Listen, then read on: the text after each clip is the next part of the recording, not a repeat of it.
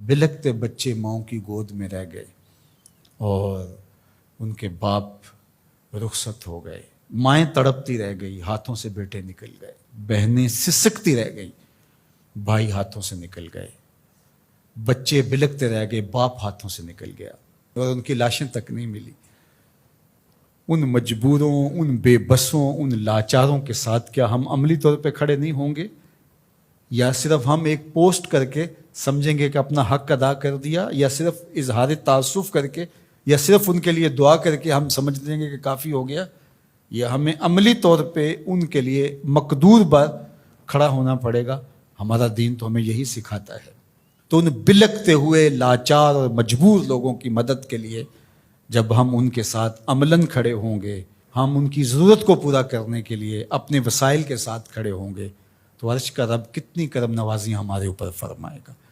इसलिए मैं आपसे कहूँगा कि मुख्तलिफ़ महल्लों में मुख्तलिफ़ मसाजिद की अंजुमनें बाकायदा फ़ंड करके बाकायदा वहाँ जा कर के उन लोगों की मदद करें, अमली मदद करें, और इसमें देर ना करें।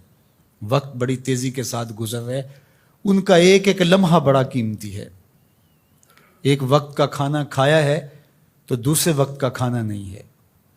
खुले आसमान तले पड़े, वहाँ खैमों की ज़रूरत है, वहाँ अद्वियात की ज़रूरत है, वहाँ पके हुए खाने की ज़रूरत है।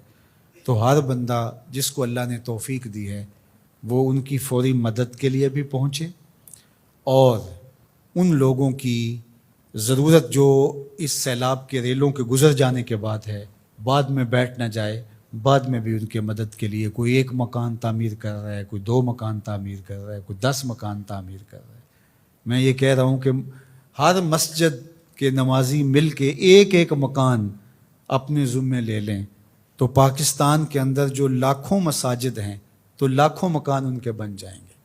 सिर्फ मस्जिदों के नमाजी मिल के पूरा मोहल्ला 200, 500, 300 घरों का एक मोहल्ला होता है, तो सिर्फ वो एक एक मकान अपने ज़िम्मे ले लें। ये जितने स्कूल हैं, सरकारी हैं, प्राइवेट स्कूल हैं, ये एक स्कूल 1, 2, 3 मकान अपने ज़िम्मे ले लें। हर फैक्ट्री अपने ज़िम्मे एक एक मकान ले ले। ये जितने पेट्रोल पंप बने हुए हैं, ये एक एक 2, 4 जो है वो मकान अपने ज़िम्मे ले लें। पीराने उज़्ज़ाम 2, 4, 10 मकान अपने ज़िम्मे ले लें। हर आस्ताना अपने ज़िम्मे मकानात ले ले। तंजीमात अलग जो काम कर रही हैं, अल्लाह उनको मज़ीद तौफ़ीक़ात से नवाजे। जिनको तौफ़ीक नहीं वो भी इस काम में आगे आएँ। तो ये कोई इतना बड़ा काम नहीं, हम खड़े कर सकते हैं अपने भाइयों को। अंसारे मदीना की मिसाल हमारे सामने मौजूद है। ये जो काफ़िले आए थे मक्कातुल मुकर्रमा से, तो सबको छोड़ के आ गए थे। हुजूर ने एक को एक का भाई बना दिया, मवाक़ात मदीना इसे कहते हैं। तो उन्होंने आधा आधा सामान, अपने बाग, अपनी सारी चीज़ें आधी आधी उनके सुपुर्द कर दी कि आप हमारे भाई हैं।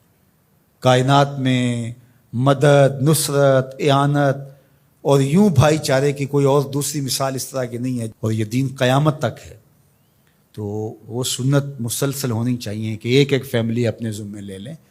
अल्लाह ने आपको आफ़ियत में रखा है, अल्लाह के हुजूर इस नेमत का शुक्राना अदा करना होगा, अमलन भी, कौलन भी, रवैयतन भी, और अपने वसाइल और अपने माल के ज़रिए भी। सियासी लोग भी 2-4 हफ्ते के लिए अपनी सारी बाहमी मुखासमतें ये मुअत्तल कर दें और इन अपने भाइयों के साथ खड़े हो जाएं जाके। और हुकूमत वक्त भी तरजीहन इनको देखे। ये बाहर के दौरे आगे पीछे ये जो कुछ हो रहा है, ये वक्त नहीं है कुछ कहने का। वरना वो क्या किसी ने कहा था कि तुम्हारे बच्चे हमारे टैक्सों से पल रहे हैं, हमारे बच्चों को जर्द सैलाब खा गया, हमारे बच्चे पानी में बह गए, हमारे मकान मुनहदिम हो गए, और तुम्हारी ज़िंदगियां बहुत अच्छी गुजर रही हैं। थोड़ी देर नीचे आओ, उतरो और इनकी अश्कशोई करो। जो बैरूनी ममालिक से अमदाद आएगी, जो यहाँ से, उसको मुनसिफाना तरीके के साथ इन तक पहुँचाओ। ऐसा ना हो कि गंदम की बोरियां सड़ जाएं और लोग भूख से मर जाएं।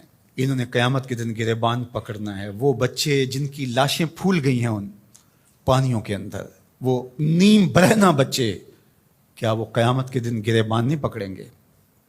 क्या जवाब दे सकेंगे हम अल्लाह उसके रसूल के सामने? ادارۃ المصطفیٰ اپنی بساط کے مطابق اپنے ان بھائیوں کے ساتھ کھڑا ہے. آپ ہمارے ساتھ کھڑے ہو جائیں، مل کے ہم کام کرتے ہیں. جس تنظیم کے ساتھ بھی آپ کا اطمینان قلب ہے، اعتماد ہے، اس کے ساتھ کھڑے ہو جائیں. یہ بڑی تیزی کے ساتھ کام کرنے کا وقت ہے، زیادہ سوچنے کا وقت نہیں ہے. فوراً کسی کے ساتھ جڑ جائیں، خود چلے جائیں، دوڑ پڑیں وہاں. آپ ان کے ساتھ کھڑے ہوں گے، وہ اپنے ساتھ آپ کو موجود پا کر ہی جو ہے ان کو تسلی ہوگی، تشفی ہوگی کہ یہ ہمارے درد میں ہمارے کوئی آنسو تو پوچھنے والا ہے.